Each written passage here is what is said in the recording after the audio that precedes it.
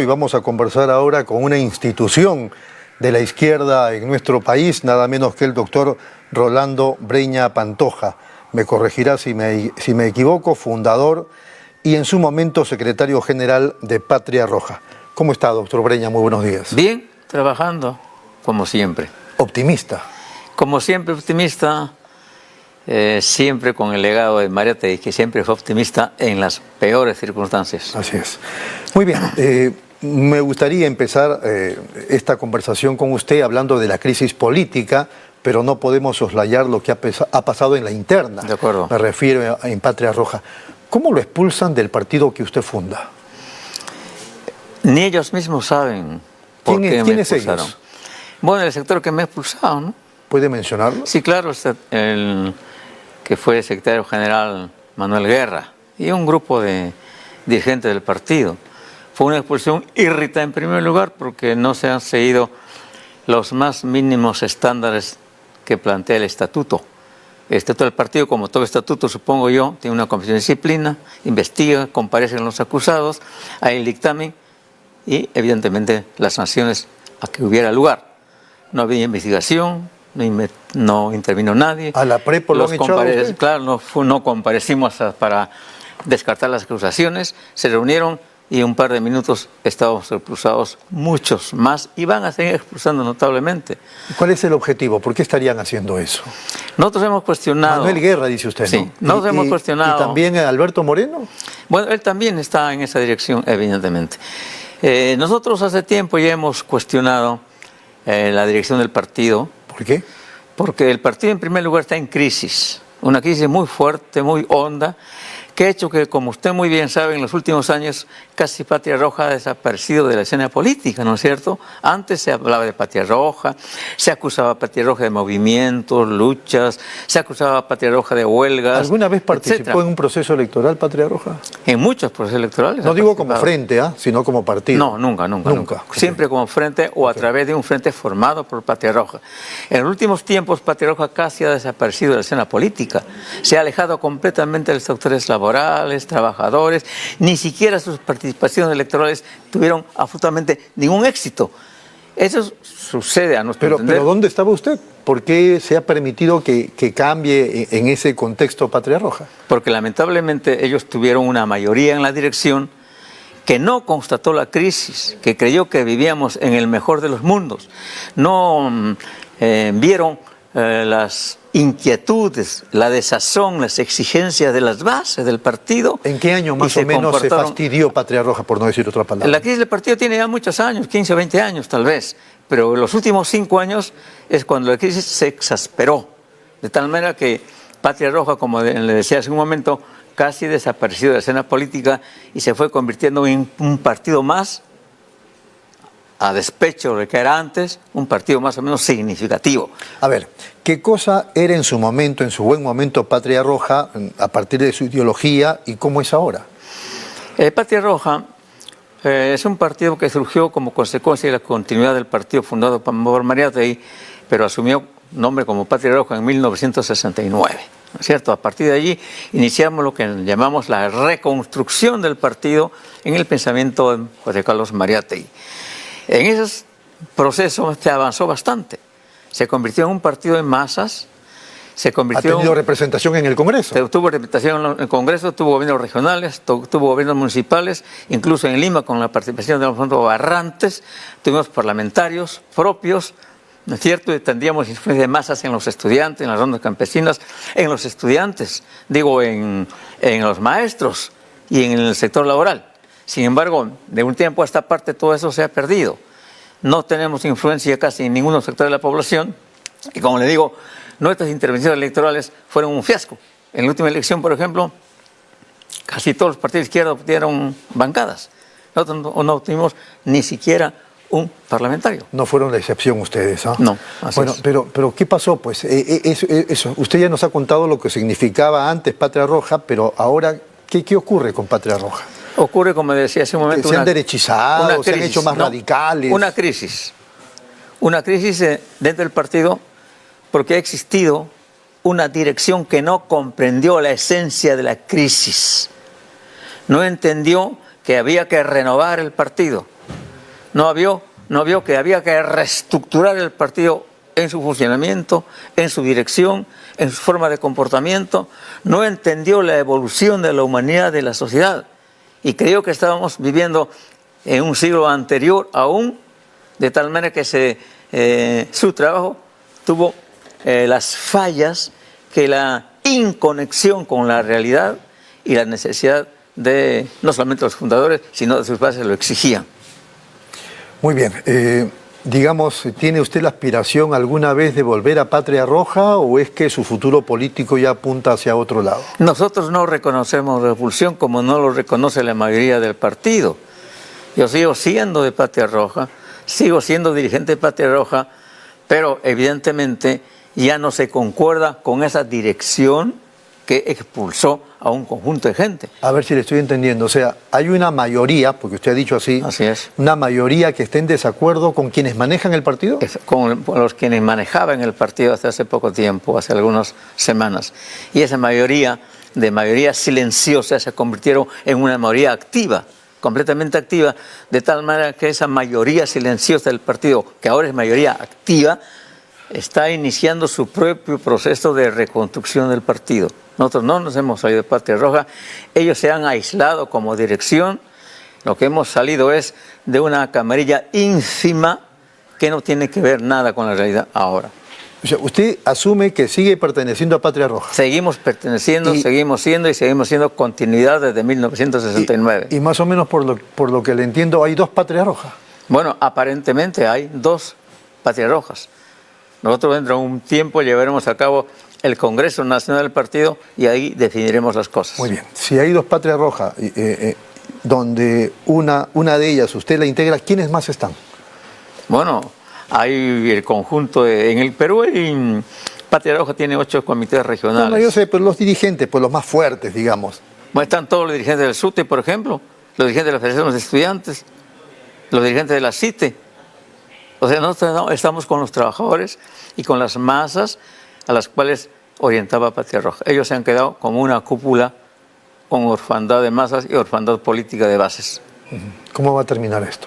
Ustedes no están inscritos ante el Jurado Nacional de Elecciones. Nunca nos inscribimos, sino a partir de frentes políticos, claro. No como partido. ¿Y por qué no juntan firmas y hacen sus comités y entonces participan en los procesos? Es una de las grandes iniciativas ya planteadas hace tiempo en el partido, que ellos nunca lo quisieron hacer, porque siguen convirtiéndose en una especie de partido secta, un partido casi hacia adentro. Usted no conoce a los dirigentes políticos de los últimos 5, 6 o 7 años externos de Patria Roja, ¿no? No dirigentes de masas, dirigentes políticos externos. Solamente se ha reducido a un trabajo interno, absolutamente interno, como si estuviéramos todavía en los tiempos de la clandestinidad. Nos querían convertir en un partido autista. Muy bien, estamos de algún modo, de repente antes, ya mirando el proceso electoral del 2026.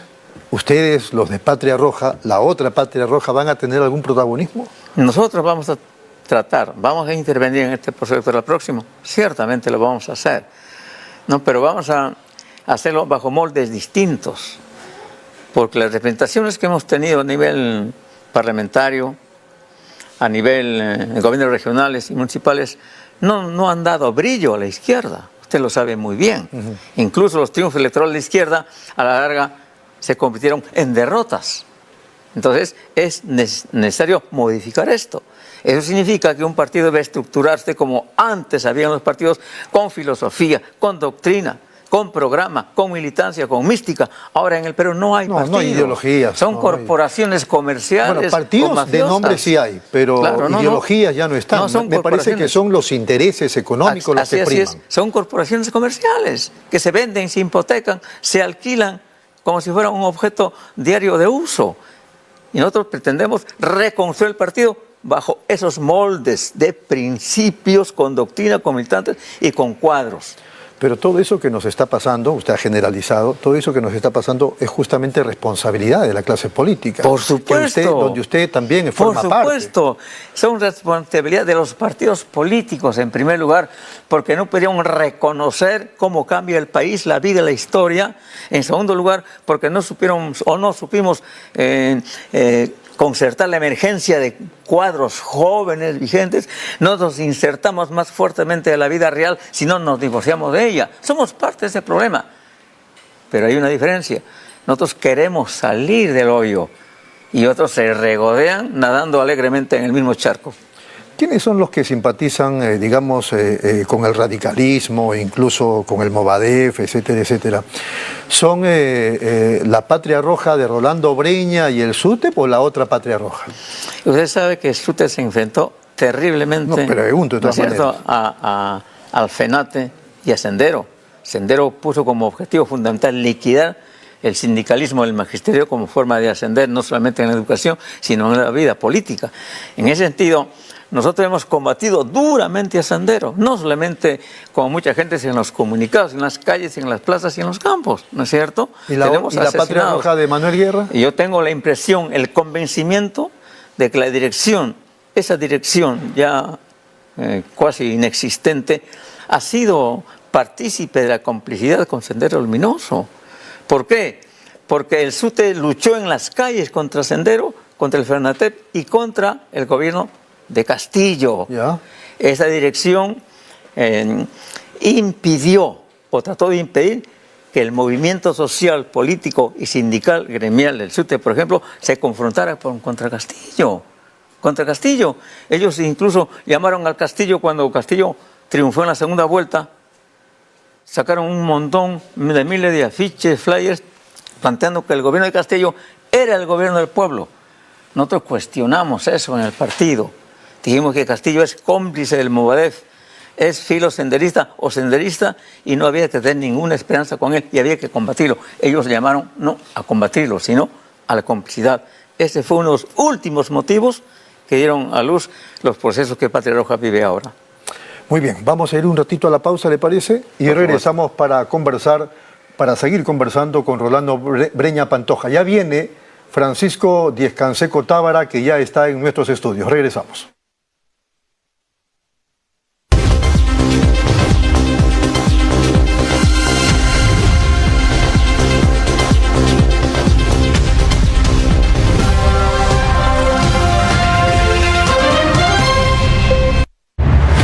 Nueva app de Derrama Magisterial. Maestro y maestra, realiza tus consultas y operaciones en la palma de tu mano. Con el nuevo app Derrama Magisterial podrás realizar tus operaciones en todo momento y desde cualquier lugar. Solicita un crédito, consulta el estado de tu cuenta individual, accede al estado de tus créditos, actualiza tus datos, accede al servicio de asesoría legal gratuita. Ubica nuestras oficinas a nivel nacional. Descárgalo hoy mismo en tu Play Store. Derrama Magisterial, seguridad social para el maestro.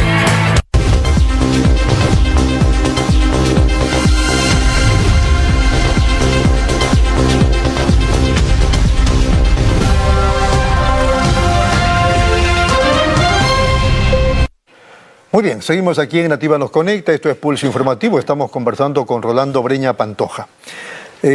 Queríamos hablar en los últimos minutos que nos quedan, digamos, sobre la crisis política peruana. ¿Qué impresión tiene de todo este contexto? Yo tengo el convencimiento de que hay dos grandes características que señalan ahora la vida política de coyuntura y de periodo. Uno es un grave proceso de descomposición social. Yo no creo que en el Perú haya crisis política, económica, social, que hay todo eso, solamente no. Sino hay un proceso de descomposición política. Vergara habla de degradación. Bueno, puede ser, pero es mejor hablar de descomposición política, porque es la sociedad política que se está descomponiendo y son sus instituciones políticas las que están en quiebra absoluta, moral, económica, social, etcétera. De tal manera entonces que hablar simplemente de una crisis política que puede ser superada por una elección es inútil. Claro. Hay que ir en un proceso de recomposición social y hay que poner el país bajo una nueva estructura de poder, bajo nuevas instituciones. Cada uno de nosotros pondrá qué tipo de instituciones, qué tipo de poder quiere. Nosotros diremos, pues, un gobierno de izquierda de repente, otro dirá un gobierno de derecha o de centro. Pero hay que recomponer el país y proponer al país una salida no electoral, sino una salida de largo aliento. Esa es la primera característica, descomposición social, nos caemos a pedazos. Una segunda característica no es una crisis moral, es una catástrofe moral. La inmoralidad y la amoralidad se han convertido en una especie de deporte nacional. El que no es inmoral es un cojudo. No todo el mundo vive del resto, vive como Pepe el Vivo. No se olvide que malas maneras anulan buenas razones. Exactamente. Correcto. Tiene razón. Entonces, ese es el problema. Entonces, eso también exige una cruzada de recomposición moral. Entonces, dos grandes tareas tiene el país ahora. Y tenemos todos los que vivimos en el país y todos los partidos políticos desde su óptica. Reconstruir la patria, darle una nueva orientación, construir un nuevo tipo de Estado, una nueva república, bajo una nueva ética y una nueva moral. Alguien ha dicho que para hacer eso tendríamos que cambiar el chip de los ciudadanos peruanos. Pero esa es la tarea. Puede ser un día, un año, 10 años, 20 años. Tenemos que ir a cambiar la mentalidad de nosotros los peruanos. Usted y yo ya no lo vamos a ver. Posiblemente no, pero contribuiremos a ello. Bueno, usted ha hablado de que más que degradación es descomposición y lo acaba de explicar, me parece que tiene mucho sustento.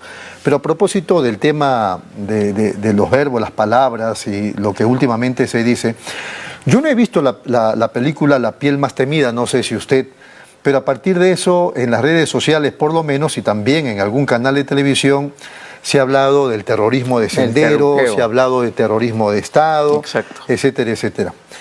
¿Ha habido terrorismo de Estado en el Perú? Yo creo que ha habido manifestaciones de terrorismo de Estado. Ahí están lo de la Cantuta, las masacres en las zonas campesinas, los asesinatos selectivos y evidentemente ha habido terrorismo de Sendero. Y ahí quiero hacer una aclaración, se habla de terruqueo, no hay que terruquear, no hay que terruquear. Sí. Terruquear significa llamar terrorista a aquel que no lo es, a los sindicalistas, a los que luchan, se oponen a lo que pasa. Terruquear, por eso es llamar terrorista a aquel que no lo es.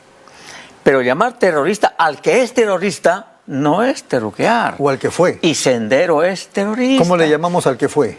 Terrorista. Terrorista. Terrorista. Sendero fue terrorista, criminal, asesinó, liquidó. Y como quería hacer la revolución aparentemente socialista, liquidó a más gente de pueblo que los de arriba. Entonces Sendero es terrorista y lamentablemente ¿Mujica en Uruguay fue terrorista? Yo creo que tuvo una actuación distinta. Ellos no liquidaron ni asesinaron, sino confrontaron militarmente. Entonces hay una diferencia ahí. Pero aquí Sendero se convirtió de un aparente partido político en una organización puramente terrorista. El papel de Bachelet en Chile, de Lula en Brasil, ¿cómo lo entenderíamos? Yo creo que es el avance de posiciones, no digo revolucionarias ni socialistas, sino de posiciones progresistas en América Latina, que tienen muchas limitaciones, muchísimas limitaciones, pero que podrían ser pasos positivos si es que de veras logran desarrollar adecuadamente sus posiciones políticas. Claro, eso, porque si no, usted se va a parecer al gaucho Cisneros. Así es. El mejor terrorista es el terrorista muerto. Así es, así es. No, la gente se reivindica con el paso del tiempo, cambia, piensa y dice, no, me equivoqué, y enrumba por otro Pero camino. hay una cosa, si uno se equivoca tiene que confesarlo. Claro. Si no se confiesa públicamente, me equivoqué y me rectifico, ¿para qué sirve? Y pedir perdón. Por supuesto. Fujimori no lo ha hecho, por ejemplo. Pero ahí voy yo justamente, porque se dice que quien habla a favor de Sendero hace apología terrorista, ¿no es cierto? Y tienen razón. Pero cuando alguien habla a favor de Fujimori, ¿no es apología del delito también? ¿No es igual? Entonces, aquí se trata de manera desigual a gentes que piensan de distinta manera o actúan de distinta manera. Muy bien. Rolando, ha sido muy amable. Muchas gracias. Igualmente. Muchas gracias. Es un honor haberlo tenido en esta mesa. Muy gentil. Gracias. Vamos a la pausa, regresamos.